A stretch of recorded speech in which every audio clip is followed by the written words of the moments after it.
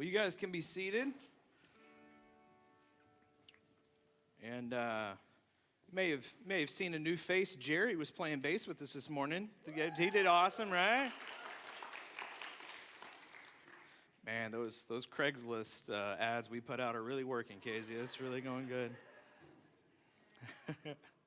It's funny whenever like one of the band members are gone or something, everybody's like, I know a guy, Everybody knows a guy, I know a guy. Yeah, don't worry, I know a guy. Or if we need something fixed in the church, we need something, I know a guy. Okay, that's scary. That's how the building got here in the first place, is somebody knew a guy and they came and fixed it, and now they're having to fix it 10 years later, Anyway. Well, if you're just joining us today, we're kind of at the tail end of a series. We usually do like sermon series for 4 to 6 weeks, and we've been talking about anxiety. We've been talking about having fears and having worries and stuff, and you're at the tail end of it, but we're going to get you caught up, and if you need to get caught up, all of our messages are on YouTube and Spotify and podcasts and Apple and all that stuff, so you can go find it. But we've been talking about anxiety, and I think we all know that this is true. It's human nature. It's human nature. Put it on the screen. It's human nature to avoid things we don't like, right? It's human nature to avoid things we don't like eating vegetables, right? Or working out, or avoiding people who eat vegetables and work out. These are all things that we avoid. We don't want to, there's just some things we just don't want to do. We don't want to go through. We just, I'm going to put that off, I'm going to put that off, I'm going to put that off. And today is one of those conversations, okay? Today is one of those conversations that on the way home, especially if you're new, but especially if you've been here for a long time, you're going to be like, that's it. I'm going to North Road next week. That was too much. I don't know. But here's what I want you to hear me say, okay? I want you to not shoot the messenger. Okay, because these are not my words, all right? I didn't write this. These are not my words. These are not my thoughts. This is from somebody else, and so don't shoot the messenger. But we have to have this conversation. I saved this for the end of the series on purpose so that you'd come back for all the other parts, because you've got to understand this part, because this part answers a very, very important question. And the question is, what do we do when there's nothing we can do? Because we all find ourselves in that place in life where there's nothing we can do. I lost my job. What can I do? The doctor called. This is the situation. What do I do? What do you do when you're just in that season of life where you're uncomfortable, things are uncertain? You take our graduates, for instance. They're young adults now. For 18 years, you guys have been told what you're supposed to do. And now it's up to you. What do you do? I don't know. Some things are going to be in your control. Some things aren't going to be in your control. What do you do when just life happens, when a pipe bursts or the sewer backs up and your basement floods, your therapist cancels on you and says, I'm taking another job, and you've lost some stability in your life? What do you do when you're just in that new season of life where you're a newlywed, or you just found out you're pregnant and that wasn't planned, or you're going through life and all of a sudden you're just in this new situation? What do I do? What do I do when there's nothing we can do? And I don't know about you, but man, that's when my anxiety really starts to turn on. That's when my anxiety really starts to, because I want to know, and I want to be able to do something. I want to be able to fix this. And the answer to that question, here's how it's going to come off. Spoiler alert, it's going to come off as passive and insensitive. And again, it's not my answer, somebody else's answer. But it's going to come off as passive and insensitive. Because when you hear the answer to this question, you're going to go, it's so easy for you to say that, but man, you don't know my story. If you knew my story, I think you'd be a little bit more sensitive to it. If you knew what I was going through, if you knew my story, you wouldn't make it as simple, as black as white as you just put it. And that may be true. But again, don't shoot the messenger, because it's not my answer. The answer, the person who's going to tell us the answer to this question, is a guy by the name of James. Now, there's a lot of Jameses in the Bible, and so you may be a little confused, because there's actually, of Jesus and his 12 disciples, there was a disciple named James. And so when you flip open your Bible and you go to the New Testament, there's a book of the Bible, a letter by a man written by James. And you go, is that the same guy? No, that's actually not one of the disciples. This is James, the brother of Jesus. And what you may not know about James, the brother of Jesus, is that he was not a Jesus follower before the crucifixion and resurrection. Actually, he thought his brother was out of his mind. There's a certain part in the book of Mark that we went through just recently, where actually James and the mother of Jesus and several other siblings that he had, they showed up to take Jesus away because Jesus was out. They said he is out of his mind. He doesn't know what he's talking about. Because Jesus was making these crazy claims that he was the Son of God.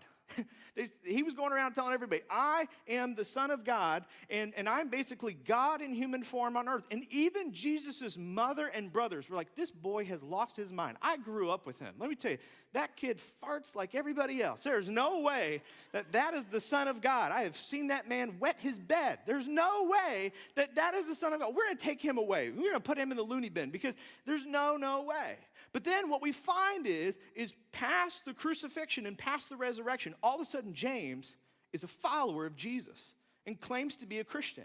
And he also claims that his brother is the Son of God. Now, for those of you who have siblings, what would it take for you to claim that your sibling was not only better than you, but literally God in human form? I mean, I have a sister, and there's nothing short of watching her die and then be raised back to life 3 days later. Now, if I saw that, then I'd be like, oh, yep, for sure. Then you must be the son or daughter of God. And that's exactly what James went through. He thought his brother was crazy, and he denied, and he denied, and he denied.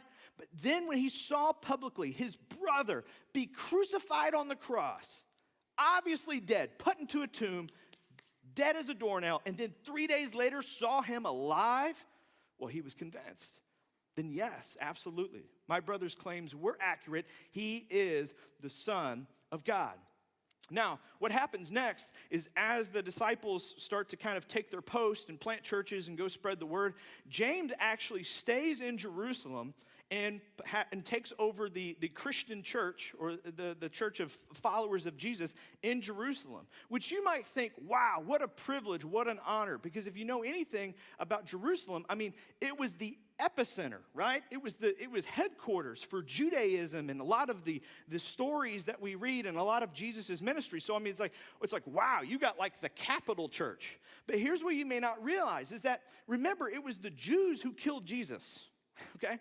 So they weren't really for the Christians, and they weren't for those who claimed to be followers of Jesus.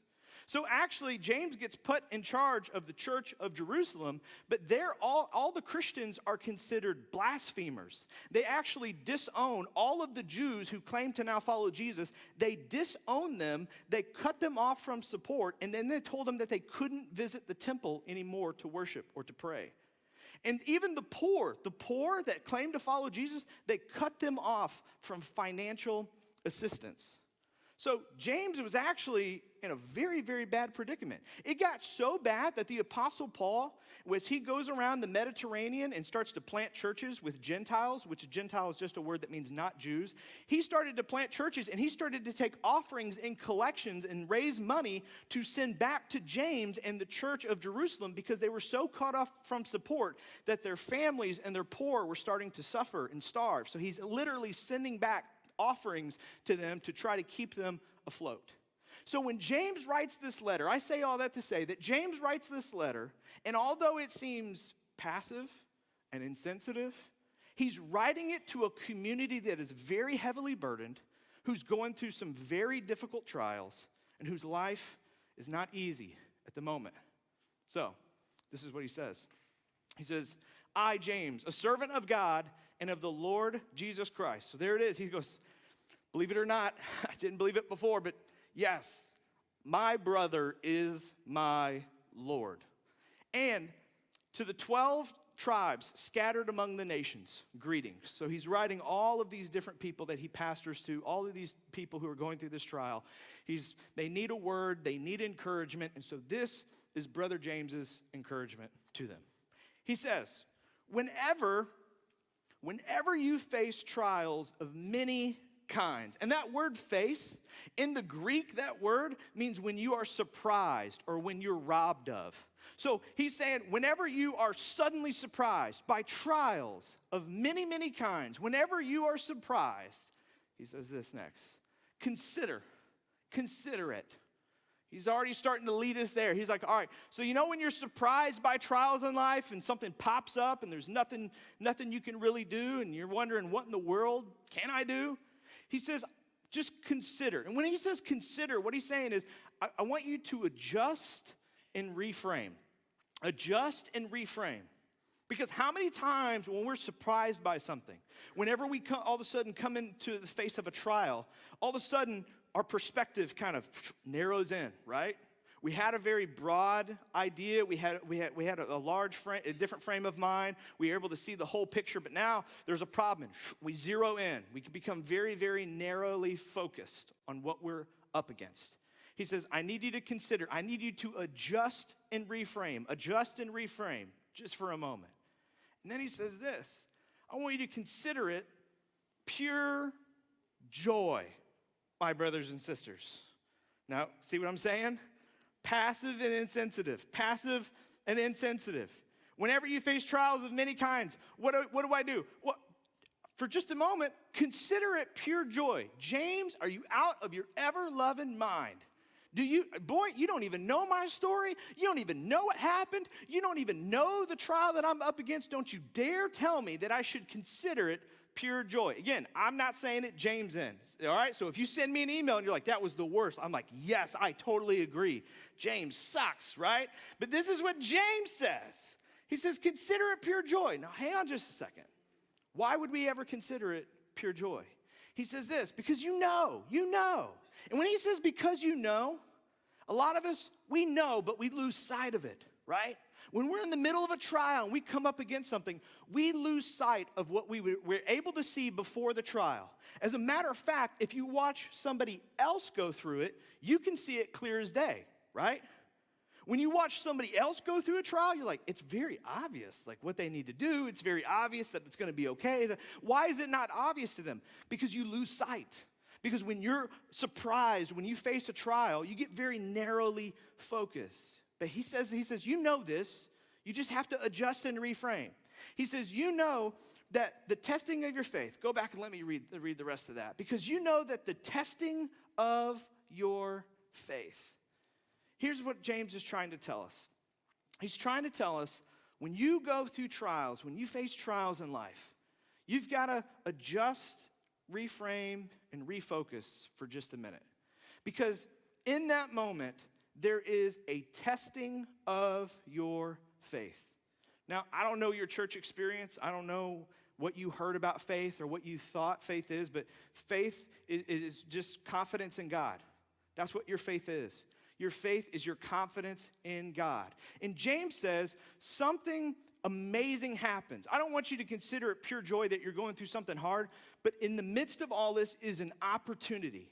Because in the midst of this, your faith is going to be tested. And you're going to know how genuine your faith really is. Another way to put it is this. These trials expose the authenticity of our faith or our confidence in God. And again, you know this. Just like James says, you know this. You know that when life is good, you're good. And when life is good, you have all the confidence in the world, right? You can come to church and you can sing those songs, holy, holy, yeah, things are good, almighty, right? But then a trial happens and you're surprised and you're cut off and things happen all of a sudden. And then, James says, then you truly find out where your faith really is.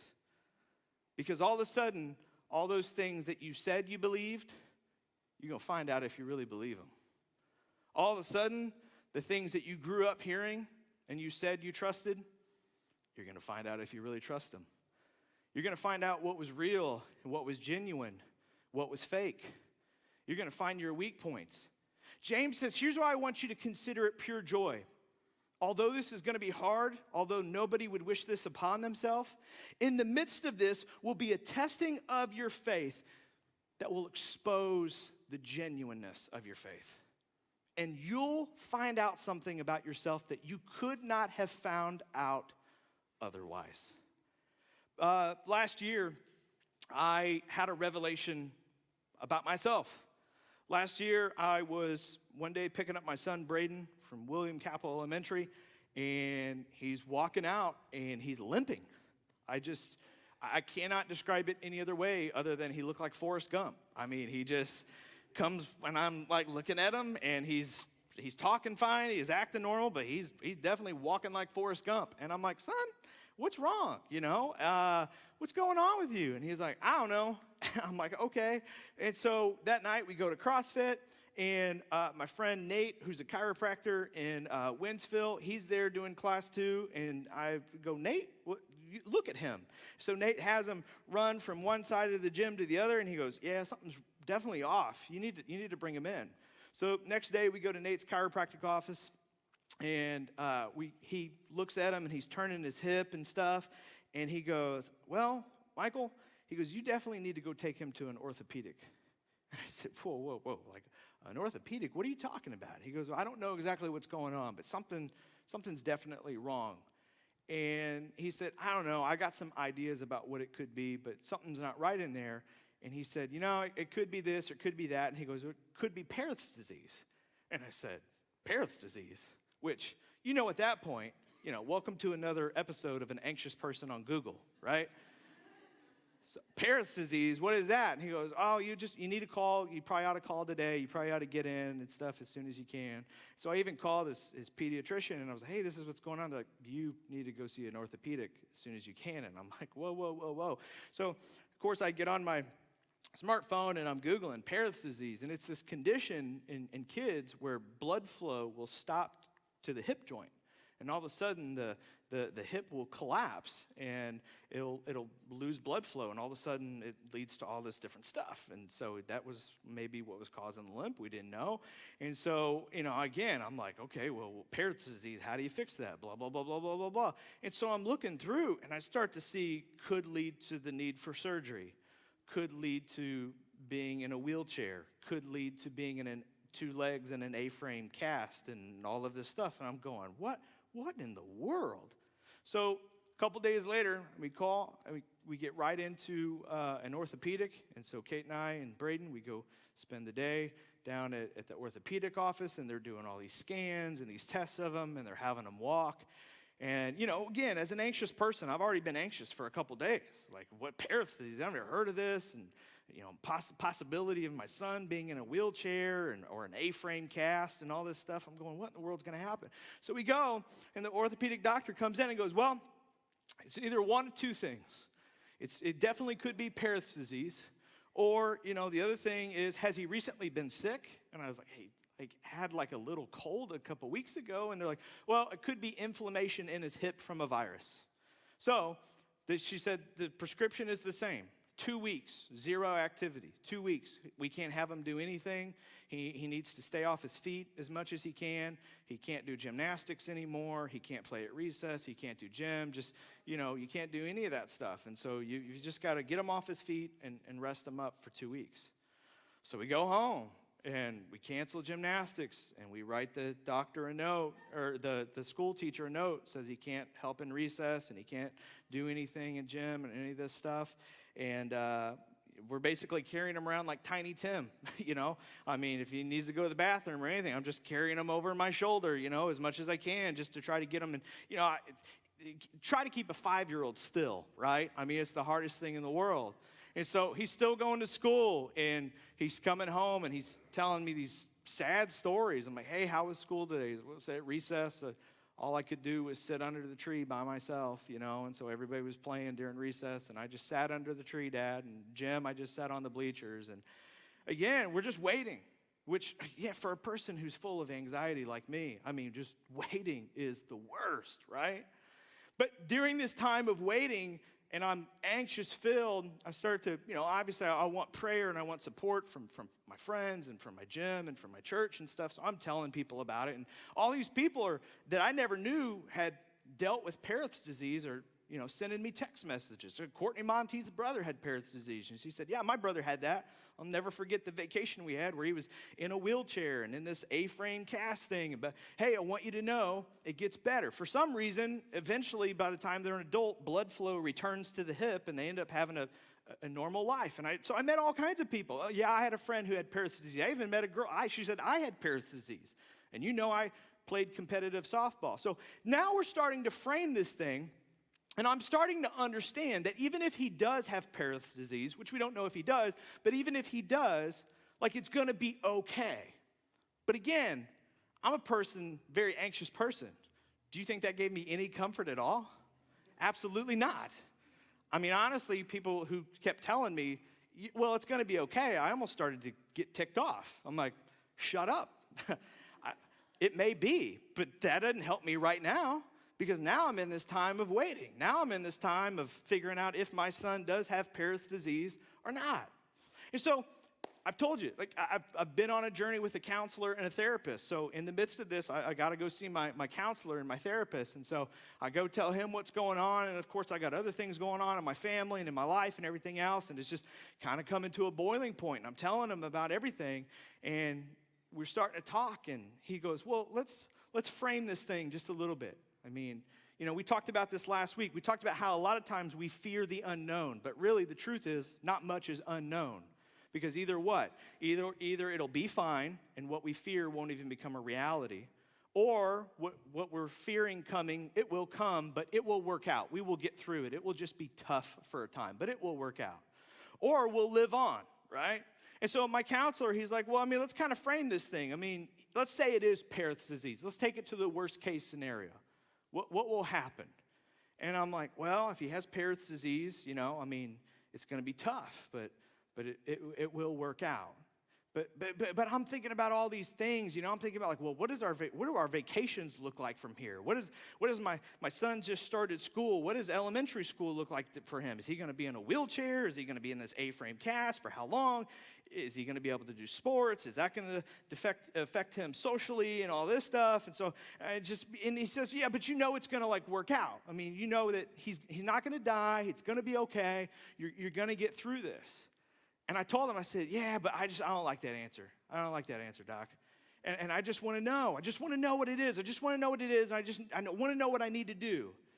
And he goes, Michael, he says, I don't really think you're afraid of what's going to happen to your son.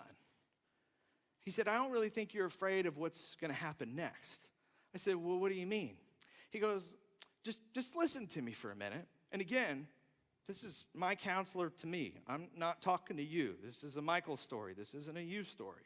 But my counselor looks at me and he goes, the thing is, Michael, is you're a person of anxiety. And when it's good, when it's used in the right way, you're able to project into the future, you're able to plan, you're meticulous, you're able to control things, and you just have this ability to kind of, plan and create things and stuff, and God's kind of giving you this attribute, and when it's used in the right way, it's very, very good, but, the thing is that with that attribute that you have, you're really used to being in control, and you're really used to making plans and getting your way and doing what you want to do.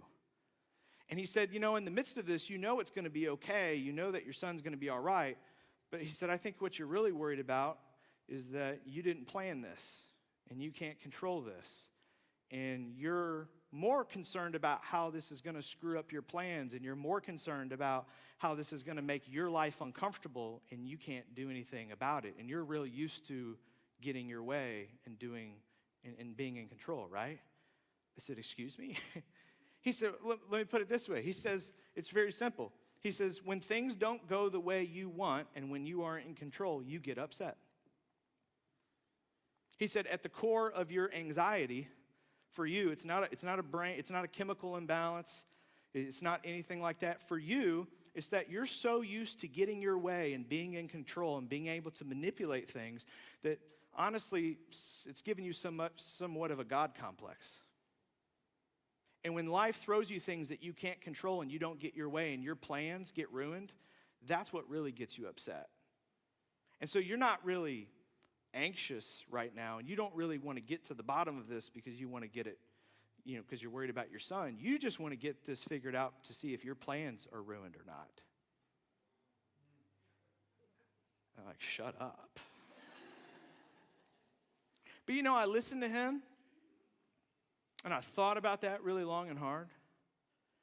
And again, I don't go see a Christian therapist. I just go to a therapist, but he's real good at using my own religion against me. But I went home and I thought about it, and I thought, you know what? At the root of what he's talking about, he's very right. When I use this superpower of mine, I'm in control, I'm in charge, I take charge, I get what I want, I make my plans, I create experiences and stuff. And when something throws a wrench in my plans or the way I want them to go, that is when I get upset. And do you know at a spiritual level what that's called? That's called pride. Because I'm so used to being in control and things going my way and doing what I want, that what ends up happening is that when I don't get what I want, when my God complex gets challenged and I'm reminded that I'm not God, I get upset. And that is a spiritual issue, not a mental health issue. Now again, I'm talking to me, I'm not talking to you. But maybe some of you who are like me, at the root, at the core, maybe that's what's going on with you too. It's an issue with pride. Now that's me, and here's the thing. I discovered that about myself through this trial with Braden. By the way, for those of you who don't know, who haven't gone here long enough, Braden did not have Paris disease. It ended up from whatever virus he had. It was just inflammation in his hip. And 2 weeks later, he was fine. He's returned to all of his activities. And I always watch, and sometimes I'll see like a little thing that looks maybe like a limp or something like that, and I'll wonder. But then also I'm just reminded that that is my pride. What I'm worried about, what I'm concerned about is my plans and my vacations and the things I want to see happen and the things I want for my son. So, to catch us up, James, he says this: whenever you face trials of many kinds, consider it pure joy, my brothers and sisters. How in the world could I do that? Because you know that the testing of your faith, and he says it produces something. You know that the testing of your faith, it exposes the genuineness of your faith. For some of us, it exposes a weak point. For me, it exposed, oh my goodness, I have an issue with pride. And that was something I had to repent of and turn over to God and say, oh my goodness, God, I am so sorry. I'm so sorry that I used this gift you gave me, and it developed this God complex in me that I had to have my way. I had to always be in control. But this has reminded me that I'm not always in control, and I have to stop being so prideful. And James says this produces something in us, and he says it produces perseverance. Do you know what perseverance is? It's the ability to withstand. It's the ability to stay in the fight. And here's the thing about perseverance. Nobody is born with perseverance. Nobody is born with perseverance. It's not given to you. It's not, oh God, give me perseverance, and he beams it on you or anything like that. There's no magical pill you can take to get perseverance. Do you know how perseverance is brought about, how it's produced? It's just like a muscle, okay? It's like going to the gym. That muscle has to be stretched. That muscle has to be under tension in order for it to grow. We got some pretty muscular people in the room. We got like 18 CrossFitters in here, okay? We all know that wasn't produced through overnight, was it? It was produced through time over time over time of resistance added, of tension added, of strain added to it until that thing is stretched to capacity and then is allowed to recover. And perseverance is the same way. He goes, man, I want you to consider this pure joy, because in the midst of this test is an opportunity to produce perseverance. And then he says this, so here's the thing, let perseverance finish its work. You know what he's saying? He's saying in the midst of this, you got to let perseverance finish its work. What he's saying is don't leave the gym early. Anybody who ever kickstarts with my gym, I tell them, now look, this is going to be really, really tough, but you got to give it at least 3 months. You got to stick with it. You got to give it at least 3 months because this is going to be tough. This is going to be hard, but you got to allow the process to go. You got to let that perseverance work its way through you. You got to stay in there and trust me. Then you're going to start to enjoy it. Then you're going to start to feel less sore. Then it's going to get easier, but you got to stick with it. And here's the thing. So many times when we face trials in life, we're immediately like, God, get me out of this, right? God, help me out. Where's the exit door? Lord, let there be good news. I can't wait 2 weeks to find out if he has Parrett's disease or not. Like, I need to know now. I need the solutions. I need to work this. Show me what I've got to do because I can fix this. I can do this. And then there's things in life where God looks at us and goes, but you can't. You have such a God complex that you think you can control this. You think you can manipulate this. You think you can do something, but you can't. You've got to stick with me. You've got to let perseverance do this work. You've got to have some serious conversations with me and figure out at the core what is really, really going on here. So, because there is so much more than meets the eye. He says, look, you got to let perseverance finish its work. The thing is so many times, the thing we want removed is the thing God has chosen to use. I've said this many times. I'll say this so many times because there's always new people. I do not believe everything happens for a reason. That's bad theology. Not everything happens for a reason. That makes God seem cruel because that means God is behind everything. And God doesn't use things like cancer and school shootings and stuff. God doesn't use sin to get what he wants. That's not true. Not everything happens for a reason. However, everything that we go through that life throws at us for unexplainable reasons, God can choose to use it to help us grow. And so many times, the things we want removed is the thing God has chosen to use. Another way to put it is this, is that the tension in your life right now is the epicenter of God's activity in your life. Because God knows that when things are good in your life, very rarely do you call on him. Very rarely do you pray. Very rarely do you need anything from him. But all of a sudden, something surprises you and you face a trial in your life and God goes, man, I didn't cause this, but I can use this.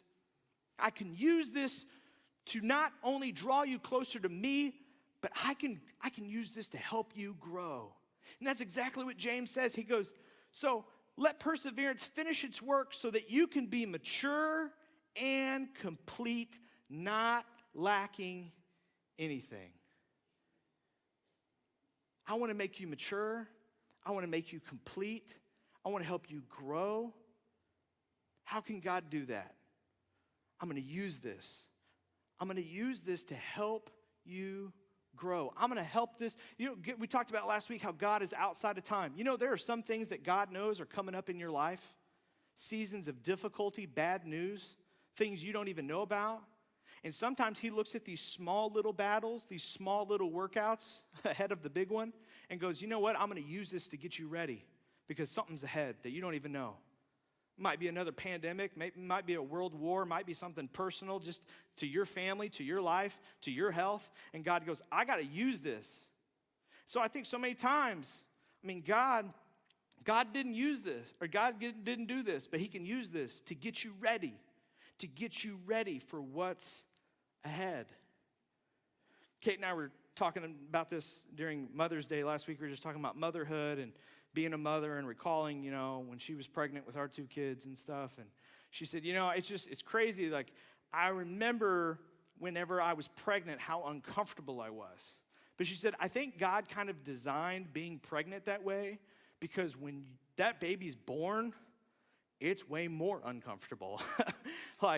Because then they can talk and run from you and they're not attached to your belly and there's all kinds of new interesting challenges. But I think God designed that. I think part of that discomfort is to build a resilience in you because, man, you think you're sleep deprived, you think you're uncomfortable now, you just wait. She goes, I think that God designed that to get me ready for motherhood. Because, boy, is it a challenge now. And I think he's using these challenges now when they're in school to get me ready for when they're a teenager, because that's just coming up ahead and stuff. And I think she's so right. I think there's so many things in life that happen that God's going, look, I didn't do this. I'm not behind this. But if you let me, I can use this to mature you, to help you grow, to get you to the point where he says, I can get you to the point where you lack nothing. And then he says this, so if any of you lacks wisdom, which for you today, you may be brand new to church, may be brand new to faith, you're in the midst of a trial or something's going on right now that you're anxious about, that you're worried about, that you're fearful about, and you're like, man, I don't understand any of this. I feel lost. We're going through something right now, and there are no easy answers. James goes, I completely understand. So here's the deal. If you lack wisdom, if you feel stuck, if you don't know what to do, he says, you should do this. You should ask God, who gives generously to all without finding fault, and it will be given to you. He says, if you're feeling lost right now, if you're in the middle of a trial, if you're waiting for news, if you're waiting for the doctor's report, if you don't know what's going to happen next, if you're struggling, well, here's the thing. You can ask your God. Here's the good news. You have something to pray about. And he makes a promise, a very bold promise, very bold claim. He says, if you ask God, he will give generously to you without finding fault. Meaning, he will not be mad at you. He will not challenge you. He will not think, there are no stupid questions. He says, you pray to God and ask him for wisdom, and he will gladly give it to you without any fault. So I want to give you a prayer to pray. And the prayer is this. God, give me wisdom to see as you see. God, give me wisdom to see as you see. Because here's the thing. If we could just see things the way that God does, how much more inclined would we be to do what he says? If I could see people the way God sees people, I would treat them probably the way that God sees them. So God, give me wisdom. Help me to see as you see. Help me, I've become so narrow focused on this. Help me to see the big picture. Help me to see the broad picture. And then he says this. He said, blessed is the one who perseveres under trial. Because having stood the test, having gone through the faith test, having understood the genuineness now of your faith, now that you know truly where you are. You said you believe this, and you said you were here in your faith, but now you really know. You've found something out about yourself that you wouldn't have found out any other way. And you have found your weaknesses. Well, guess what? Here's the thing. Now you and God can go to work. And you're blessed for that. God didn't do this to you, but he can use this to you to produce that perseverance in you under that trial. And then he says this. He says, having stood the test, that person will receive the crown of life that the Lord has promised to those who love him. And do you know what the crown of life is? Me either. Got no clue. A lot of people probably have made up a lot of things of what it means, but I ain't going to make anything up. I got no clue what the crown of life is. But it sounds really cool, doesn't it? Sounds good. Sounds like something worth fighting for. So let me tell you something. As you go through trials right now, and as you go through trials ahead, I know the first thing you want to do is find the exit and plow through that door and run. But if you will allow God to do something in the midst of this, what you will find out, you will find the genuineness of your faith, and you will also find the goodness of God. Because on the other side of this, through this, you will be more mature. You will not lack anything. You will grow as a mother, as a father, as an employee, as a man, as a woman, as a son, as a daughter, as a leader. And you will experience the goodness of God in a way that you couldn't possibly experience him otherwise. So our prayer for today is this. Heavenly Father, use this until you choose to remove this. Use this until you choose to remove this. As we talked about in week 1, I must embrace my inability in order to experience God's ability. So, Heavenly Father, use this until you choose to remove this. Help me to stay in the fight. Help me not to leave the gym early. Help this grow me and develop and produce in me the perseverance I need now and for what's ahead. And let me tell you something. If you would do that, you will find yourself in a place where whatever trial or whatever you're up against or whatever challenge you find yourself in, you will be able to look at it and say, you know what? This is hard. This is tough. This is scary. But in my soul, it is well. It is well. It is well. It is well. And though this was meant to destroy me, and Satan would like nothing more than that, I will persevere. I will overcome. I will make it another round, and I will win. Because of who I know who has me and who my confidence is in, my Heavenly Father. Will you stand with us as we continue to worship this morning?